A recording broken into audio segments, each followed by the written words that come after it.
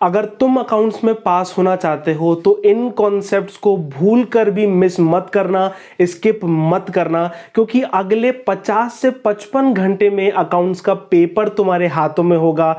And जो 24 our की जो स्ट्रैटेजी इस वीडियो के अंदर मैं तुम्हारे साथ डिस्कस करने वाला हूं वो तुम्हारे लिए इतनी ज़्यादा इंपॉर्टेंट होने वाली है कि अगर तुमने अभी तक कुछ भी नहीं पढ़ा है ना, तब भी अगर तुमने उस 24 आवर्स में जो 23 तुम्हारा फरवरी जो दिन तुम्हारे लिए बचा हुआ है, अगर उसके अंदर तुमने मेहनत कर ली तो आराम से 50 नंबर तक का तुम पेपर अटेम्प्ट कर सकते हो एंड 35 नंबर आराम से स्कोर कर सकते हो। तो जल्दी से हम देख लेते हैं कि वो सारे कॉन्सेप्ट्स क्या होने वाले हैं एंड क्या हमारे लिए एक दिन की स्ट्रैटेजी होने वाली है। इन कॉन्सेप्ट्स को कभी नहीं भूलना है बच्चों, इनको जरूर करके जाना अगर तुम पास होना चाहते हो। सबसे पहले देखो, पार्टनरशिप के अंदर देखो, मैं समझाने से पहले तुमको बोलना चाहता हूं कि कोई सा भी न्यू कॉन्सेप्ट अभी मत पढ़ो। जितना कॉन्सेप्ट तुमको आता है ना अभी इस टाइमलाइन के लिए, अगर तुम कोई नया कॉन्सेप्ट पढ़ रहे हो ना, रुक जाओ, अभी उस कॉन्सेप्ट को मत पढ़ो। क्यों? क्योंकि तुम अभी ओल्ड जो तुमने पढ़ा है उसको तुमने ढंग से पॉलिश नहीं किया, उसके लिए क्वेश्चंस नहीं किए,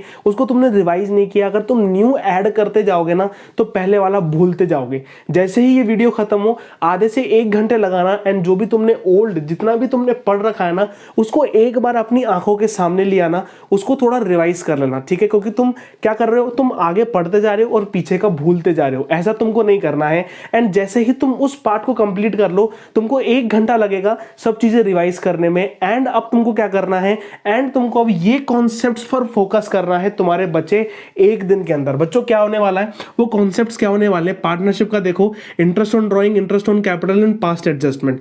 मुश्किल से तुम्हारा 1 घंटा लेगा, ठीक है? 7 साढ़े 7 बजे ये वीडियो अपलोड हो रही होगी, 8 साढ़े 8 बजे तुम्हारी वीडियो आएगी, तुमको 1 घंटा लगेगा। एंड 10 बजे से बच्चों 10 बजे से तुम बैठ जाओ पढ़ाई करने, 10 बजे से बैठ जाओ पढ़ाई करने। एंड 1 दिन दे दो बच्चों, बस 1 दिन दे दो इस अकाउंट्स को एंड तुम्हारा बहुत अच्छा जाएगा, ठीक है बच्चों? देखो क्या करना है, 1 घंटा लगा के आपको IOD, IOC and past adjustment के 5 से 6 क्वेश्चन कर लेने हैं। 1 घंटे में कर लोगे। कॉन्सेप्ट जल्दी से पढ़ो 2x की स्पीड पर एंड फटाफट क्वेश्चन लगाओ, बस उतना काफी है। पास्ट एडजस्टमेंट के, आईओडी, आईओसी के, न्यू रेशियो, गुडविल की एंट्री देख लो, कैपिटल एडजस्टमेंट, जो कैपिटल एडजस्टमेंट है ना, कैपिटल प्रोपोर्शनेट, एक क्वेश्चन कर लो बड़ा वाला, बस उतने में तुम्हारा हो जाएगा, ठीक है? बेड डेट का ट्रीटमेंट देख लो, प्रोविजन क्या होता है, ये सारे देख लो, क्योंकि ये हर क्वेश्चन में आपको देखने को मिल रहा है, ठीक है? 6 नंबर का एक बड़ा क्वेश्चन आता है।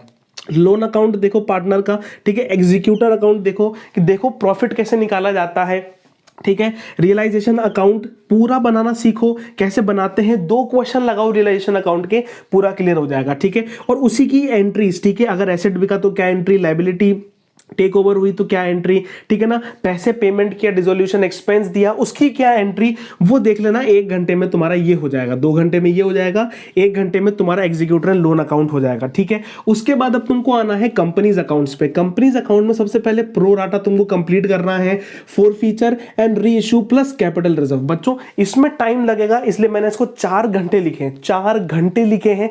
कॉन्सेप्ट्स करो एंड करीबन 20 क्वेश्चन इस पे करो, 20 क्वेश्चन इस पे करो, ठीक है? एंड बैलेंस शीट का मिनिमम 2 क्वेश्चन कर लो। बैलेंस शीट के 2 क्वेश्चन तुम्हारे लिए मोर देन इनफ है। 4 घंटे के अंदर इसको कंप्लीट करो, फिर 30 मिनट लगा के अगर तुम्हारा ये कंप्लीट है ना तो ये आराम से कंप्लीट हो जाएगा। डिबेंचर रिडेम्पशन वाले जितने भी केसेस हैं उनको लगा डालो। एंड बच्चों परचेज कंसिडरेशन के 2 क्वेश्चन कर लो, 2 क्वेश्चन कर लो, निकाल लो कैसे, पता लगा लो कि परचेज कंसिडरेशन कैसे निकालते हैं। फिर आ जाओ एनालिसिस वाले पोर्शन पे। एनालिसिस वाले पोर्शन पे अभी ये रेशो कर लो, ठीक है ना? ये रेशो कर लो, क्लोजिंग ओपनिंग लगाना देख लेना, नेट क्रेडिट सेल्स कैसे निकालते हैं, पीबीआईटी में टैक्स का क्या ट्रीटमेंट होता है, इंक्रीज डिक्रीज वाले क्वेश्चंस कैसे सॉल्व किए जाते हैं, ये आराम से तुम लगाओ 1.5 आवर्स में, ठीक है? 1.5 घंटे के अंदर तुम्हारा हो जाएगा। हेड एंड सब हेड के लिए मेरे पास एक डॉक्यूमेंट पड़ा है, पीडीएफ 2 पेजों की पीडीएफ है, उसके अंदर सारे हेड सब हेड लिख रखे हैं, उससे बाहर कुछ भी नहीं आएगा। कमेंट कर लो, मैं तुम्हें भेज दूंगा। Comparative and common size statement में तो तुमको बुक खोलने की भी जरूरत नहीं है, कोई सी कोई सी भी यूट्यूब वीडियो उठाओ, एक पूरा वन शॉट देख लो, 40 मिनट का, 30 मिनट का, 2x करके देखो, 20 मिनट में तुम्हारा कंप्लीट है, फ्री के नंबर है, सबसे इजी टॉपिक ये होने वाला है, ठीक है। फिर आ जाओ कैश फ्लो स्टेटमेंट पे। फॉर्मेट रट लो, है ना, रट लो, नहीं समझ में आ रहा रट लो, क्योंकि अभी ये समझने का टाइम नहीं बचा है तुम्हारे पास। मशीनरी अकाउंट को समझो क्या होता है, प्रोविजन फॉर टैक्स क्या होता है ये समझो, एंड अक्यूमुलेटेड डेप्रिसिएशन बच्चों ये आपको मिलने ही मिलने वाला है आपके पेपर पे। एंड कैश फ्लो स्टेटमेंट से जो भी क्वेश्चंस आते हैं वो बहुत सारे इजी क्वेश्चन आते हैं बच्चों। अब जैसे ही तुम्हारा ये कंप्लीट हो जाए, जैसे ही तुम्हारा ये कंप्लीट हो जाए, उसके बाद तुमको क्या करना है, उसके बाद तुमको सबसे पहले देखना है कि तुम्हारा जो पेपर है उसको तुम ढंग से प्रेजेंट करके आओ, ठीक है। क्योंकि अब तुमको कम आता है, इससे ना अगर तुमने ये टॉपिक कर लिया ना तो आराम से तुम 50 नंबर का, 50 to 55 नंबर का पेपर अटेम्प्ट करके आओगे। लेकिन क्या है, अब तुम पेपर भी कम अटेम्प्ट करके आ रहे हो, तुम्हारे नंबर भी अब 30, 35, 40 वाले ब्रैकेट के अंदर आ रहे हैं, तो तुमको एक्स्ट्रा एडवांटेज कहां लेना है, एक्स्ट्रा एडवांटेज तुमको प्रेजेंटेशन के अंदर लेना है, ठीक है। 15 मिनट का जो रीडिंग टाइम तुमको मिलता है उसके अंदर ढंग से एमसीक्यू को सॉल्व करने की कोशिश करो। कोई सा भी एमसीक्यू, कोई सा भी 3 नंबर वाला क्वेश्चन, 4 नंबर वाला क्वेश्चन, 6 नंबर वाला क्वेश्चन छोड़कर तुमको नहीं आना है, चाहे से कुछ भी लगाओ, ठीक है। चाहे से एमसीक्यू में सब में सी लगाओ जो तुमको नहीं आते हैं, लेकिन छोड़कर कोई सा भी क्वेश्चन नहीं आना है। मुझे बताओ, अगर क्वेश्चन नंबर कोई सा भी क्वेश्चन 3 नंबर का है, 3 मार्क का है, तुमको कुछ भी नहीं आता तो थोड़ा खेलो उस क्वेश्चन से, थोड़ा अटेम्प्ट करने की कोशिश करो। जो भी इंफॉर्मेशन क्वेश्चन के अंदर लिखी हुई है उसको तुम एज इट इज उतार लो, कुछ वर्किंग नोट बनाओ, कुछ कैलकुलेट कर लो, कुछ फॉर्मेट बना लो। फॉर्मेट के अंदर जो मर्जी तुम्हारी आए ना वो जनरल एंट्री लिखे आओ यार, कुछ भी लिख कर आओ, छोड़कर एक भी क्वेश्चन नहीं आना है, ठीक है ना। प्रॉपर फॉर्मेट बनाओ, जितना आता है पहला उतना अटेम्प्ट करो। 3 से 4 पेजेस जो स्टार्टिंग के पेजेस तुम्हारे होने वाले हैं